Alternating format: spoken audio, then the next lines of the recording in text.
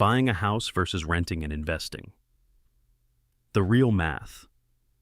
Everyone has an opinion on this one. Your parents think buying is the only real path to wealth. Your landlord thinks renting is throwing money away. The internet thinks the answer is obvious. And somehow, every person you ask has a different definition of obvious. This is the most emotionally loaded financial decision most people will ever make. It involves identity, security, freedom, status, and fear, all wrapped around a single question that personal finance has never answered cleanly. So, let's answer it with the one thing most of these conversations skip entirely. The math, not the feelings, not the culture, not what your parents did in 1987. The actual numbers, run honestly, over 30 years with real costs included on both sides. Because the answer is not what most people expect. And the margin is larger than the headlines admit. Let's keep this fair. Sarah is 32 years old. She earns $85,000 a year. She has $60,000 saved, enough for a 20% down payment on a $300,000 home in a mid-sized American city. She is ready to buy. Her parents are proud. Her friends are congratulating her. The narrative around homeownership as the foundation of wealth building is so embedded in American culture that buying feels less like a choice and more like the next logical step. Mike is also 32 years old. Same salary, same $60,000 saved. He lives in the same city. He could buy the same house. Instead, he signs a lease on a comparable rental, a similar size, similar neighborhood, similar quality of life. His rent is $1,800 a month. He invests his $60,000 a down payment in VOO and sets up an automatic investment of the difference between what Sarah spends on her home and what he spends on rent every single month. Both of them are making a deliberate, informed financial decision. Neither of them is wrong for choosing what they chose, but only one of them will have significantly more wealth in 30 years. Run the real math, and the answer will change how you think about the most important financial decision of your life. Sarah buys the house. $300,000, 20% down, $60,000 out of pocket on closing day. She takes a 30-year fixed mortgage on the remaining $240,000 at 7% interest, which is close to the historical average and reflects rates that millions of Americans are navigating right now. Her monthly mortgage payment, $1,596 in principal and interest, but that is not what she actually pays every month. And this is the number that almost every rent versus buy comparison gets wrong. Property taxes in her area run approximately 1.1% of the home value annually, $3,300 per year or $275 per month. Homeowners insurance costs approximately $1,500 per year, $125 per month. Maintenance and repairs on a $300,000 home average between 1 and 2% of value annually. She budgets 1%, which is $3,000 per year or $250 per month. And PMI does not apply because she put 20% down, which is one of the few costs she avoids. Total monthly cost of homeownership in year one, $2,246, not $1,596, $2,246. Sarah knew about the mortgage payment. The other $650 a month surprised her. She feels settled. She paints the walls the colors she wants. She plants a garden. She stops moving every year. She has a place that is hers. These things have real value, psychological value, lifestyle value, stability value. They are not nothing. They are simply not the same as financial return. Here is what Sarah does not think about on the day she signs the closing documents. In the first year of a 30-year mortgage at 7%, approximately 83% of every monthly payment goes to interest.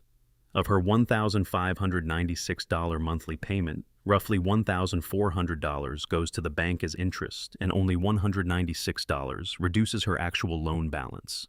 She is paying $2,246 a month to own a home and building approximately $196 per month in equity through principal paydown in year one. The house is not building her wealth yet. The bank is collecting her wealth. This ratio improves slowly over time as the loan amortizes, but the majority of total interest paid, roughly $233,000 over the life of the loan, is front-loaded into the early years. Sarah knows this, somewhere in the back of her mind. But the neighborhood is nice, the schools are good, and the house feels like an investment. Feelings and math, two different things. Mike signs his lease, $1,800 a month in rent. His apartment is comparable in size and quality to Sarah's house. The neighborhood is similar. His commute is the same. On day one, he wires his $60,000 a down payment into his Fidelity brokerage account and buys VOO at the market open, the full amount, immediately invested. Every month, he calculates what Sarah is paying for her home, $2,246, and subtracts his rent. The difference is $446. That $446 goes into VOO automatically on the first of every month, added to the position he started with the down payment. His friends think he is avoiding commitment. His parents think he is throwing money away on rent. His landlord fixes the broken dishwasher for free. Mike does not own anything, but his $60,000 is working every single day in the market. And the gap that creates over 30 years is the number nobody calculates at the dinner table when this argument comes up. Let's run the first 5 years. By 2029, Sarah has been in her home for 5 years. The market has moved. Home values in her area have appreciated at roughly 4% annually, the long-run historical average for U.S. residential real estate. Her home is now worth approximately $365,000. She feels wealthy. Her friends who rent are still renting. The house has gone up $65,000 in value. This feels like proof that buying was right. But let's look at what she actually has. Her remaining mortgage balance after 5 years of payments is approximately $223,000. Her home is worth $365,000. Her equity is approximately $142,000. The $60,000 down payment plus 5 years of principal paydown plus appreciation. She has paid approximately $134,760 in total housing costs over 5 years: mortgage, taxes, insurance, and maintenance.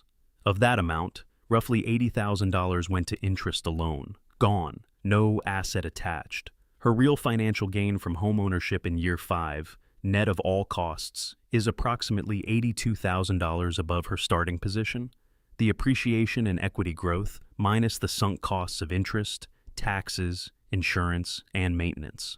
Mike, meanwhile, has invested $60,000 on day one, plus $446 a month for 5 years into VOO. At 10% annual return, the S&P 500 historical average, his portfolio after 5 years is approximately $136,400. He started with the same $60,000 Sarah used for a down payment. 5 years later, Sarah has roughly $82,000 in net financial gain from the home. Mike has roughly $136,400 in his brokerage account.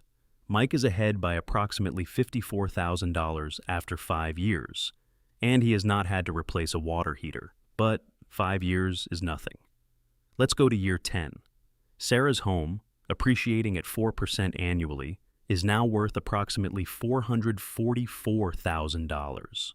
Her remaining mortgage balance is approximately $203,000. Her equity is approximately $241,000. Over 10 years, her total housing costs have been approximately $269,520. Nearly $270,000 spent on housing, of which roughly $144,000 went to interest. She has also spent an estimated $30,000 on maintenance and repairs over a decade, a new roof section, an HVAC service, 2 appliance replacements, and various smaller costs that homeowners absorb invisibly. Her net financial position from homeownership, the equity of $241,000, which represents real wealth but is entirely illiquid. She cannot spend it without selling the house or taking out a loan against it. Mike's portfolio at year 10, $60,000 initial investment plus $446 monthly, compounding at 10% annually for 10 years, approximately $257,000. Mike is ahead by approximately $16,000 in raw portfolio value, but his wealth is entirely liquid. He can sell on any day, pay no real estate commission, and have the money in his account within 3 business days. Sarah's wealth requires a transaction that costs approximately 5 to 6% of the home value in agent commissions alone, roughly $26,000, before she can access it. Liquidity adjusted, Mike is further ahead than the raw numbers suggest. Year 15. Sarah's home, worth approximately $540,000. Mortgage. Balance, approximately $178,000. Equity, approximately $362,000. Her cumulative housing costs over 15 years, approximately $404,280 total spent. The house has appreciated $240,000 from her purchase price, but she has also spent $404,000 to live there versus $324,000 in rent that Mike paid over the same period.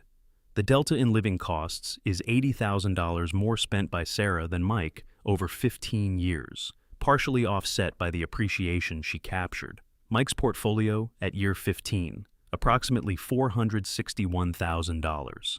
Sarah's liquid net worth from the home, equity minus selling costs of approximately 6%, roughly $330,000 accessible. Mike's liquid net worth, $461,000. No transaction cost to access it. Mike leads by approximately $131,000 in accessible wealth at the 15-year mark. And this is where the compounding begins to separate them in a way that does not come back. Year 30. The finish line.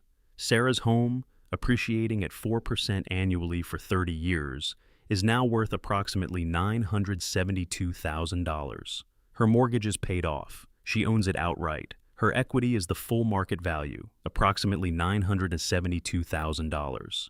She has paid approximately $574,560 in mortgage payments over 30 years, of which approximately $233,000 was pure interest. She has spent an additional estimated $90,000 in property taxes beyond what rent would have covered, $45,000 in insurance, and $90,000 in maintenance and repairs over 3 decades. Total cost of homeownership over 30 years, above and beyond what Mike paid in rent, approximately $375,000 in excess costs. Net financial position for Sarah at year 30, a home worth $972,000, owned free and clear. Real wealth, real security, real asset. Mike's portfolio at year 30, $60,000 initial investment plus $446 per month for 30 years, compounding at 10% annually, approximately $1,318,000. $1,318,000. Fully liquid, no transaction costs, no real estate commissions, no capital gains exclusion limits, just a brokerage account he can draw from at any time. Mike has approximately $346,000 more in financial wealth than Sarah at the 30-year mark. Even after accounting for the full appreciation of her home, that is the number. $346,000 from the same starting point. Same income, same city, same 30 years. The gap does not come from Mike being a genius investor. It comes from 2 compounding advantages that renters with discipline capture and homeowners often do not calculate. The first is the opportunity cost of the down payment. $60,000 in the market for 30 years at 10% becomes approximately $1,047,000 on its own. The second is the monthly cost differential. Every dollar Sarah spent above Mike's rent on taxes, insurance, and maintenance was a dollar that did not compound in the market. Now, let's be honest about when Sarah wins, because there are real scenarios where she does. The homeowner wins when appreciation significantly outpaces the historical average. In cities like San Francisco, Austin between 2010 and 2022, and Miami in recent years, home values appreciated at 7, 8, and even 10% annually for extended periods. When appreciation matches or exceeds stock market returns and leverage amplifies the gain on a 20% down payment, buying destroys renting in the math. Sarah's $60,000 down payment on a $300,000 home that doubles to $600,000 in 10 years represents a $300,000 gain on a $60,000 investment, a 400% return that no index fund delivers on a leveraged basis. Real estate is the only asset class where ordinary people can control a $300,000 asset with $60,000. That leverage, when appreciation cooperates, is extraordinarily powerful. The homeowner also wins when rent increases significantly over time. Our model assumed Mike's rent stayed relatively stable. In practice, rent in high-demand cities has increased 40 to 60% over the last decade. A fixed-rate mortgage is inflation-protected in a way that rent is not. Sarah's principal and interest payment never changes, while Mike's rent climbs every year. In a high-inflation, high-rent growth environment, the fixed mortgage payment becomes more valuable over time, not less. The homeowner wins when the alternative is not disciplined investment. The critical assumption in Mike's scenario is that he actually invests the difference, every month for 30 years, without exception. Research on actual investor behavior suggests this is optimistic. The rent versus buy analysis only works in the renter's favor if the renter has the discipline of an investor. Most people do not. Homeownership forces a form of savings, the equity in the home, that many people would not replicate voluntarily through market investing. For someone who knows they will not invest the difference, buying a home is likely the better wealth-building tool, simply because it creates forced savings. The homeowner wins emotionally in ways that are genuinely difficult to quantify. Stability, control, community roots, the ability to renovate, not moving every 2 years, not dealing with landlord notices. These have real value that does not appear in any financial model. For some people, the non-financial case for homeownership is decisive on its own. Here is the framework for making this decision for your specific situation. First, if you are in a city with historically high appreciation, a coastal market, a high-growth Sunbelt city, a supply-constrained metro, the homeowner math improves dramatically. The 4% appreciation assumption we used is a national average. Your market may be very different. Second, if you plan to stay in the home for fewer than 7 years, the math almost always favors renting. Transaction costs, agent commissions, closing costs, moving expenses consume the early years of appreciation. Buying is a long horizon decision. If there is any reasonable chance you will move within 5 to 7 years, rent and invest. Third, if your rent-to-price ratio is favorable, meaning you can rent a comparable home for less than 0.5% of its purchase price per month, renting and investing almost always wins financially. If rent is higher than that threshold, buying becomes more competitive. Fourth, if you will not invest the difference, buy the house. The forced savings mechanism of homeownership is real and valuable for people who struggle with investment discipline. A paid-off home is real wealth, even if it underperformed the market. $0 in a brokerage account and a paid-off home is better than $0 in a brokerage account and 30 years of rent payments. Fifth, run the full cost, not just the mortgage payment. Every buy versus rent analysis that compares a mortgage payment to rent is dishonest. The real comparison is mortgage plus taxes plus insurance plus maintenance versus rent. The all-in cost of homeownership is typically 30 to 40% higher than the mortgage payment alone. Use that number. Back to Sarah and Mike. Sarah owns a home worth nearly $1 million at age 62. She has no mortgage payment. Her housing costs are now just podis, insurance, and maintenance, roughly $800 a month.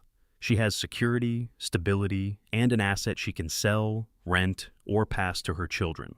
She did not make a bad decision. She made a decision with real documented financial costs that most people never calculate, and real documented non-financial benefits that most financial models never include. Mike has $1,318,000 in a brokerage account. He can move anywhere tomorrow. He has no mortgage, no maintenance costs, and complete geographic and financial flexibility. He also spent 30 years not painting the walls the color he wanted, dealing with landlords, and feeling the particular anxiety of not owning the place where he sleeps. $346,000 separated them. Neither of them is wrong. The question was never buying versus renting. The question was always, which version of this decision fits your market, your timeline, your discipline, and your life? The next time someone tells you that renting is throwing money away, ask them one question. Did you include the interest, the taxes, the insurance, and the maintenance when you ran that math? Because the version of this comparison that includes every dollar on both sides is the only version that actually tells you the truth. And if you are wondering what happens when you add a 15-year mortgage into this comparison instead of a 30-year, when the payment is higher but the interest savings change the whole equation, that is a completely different conversation. And the math might change everything you think you know.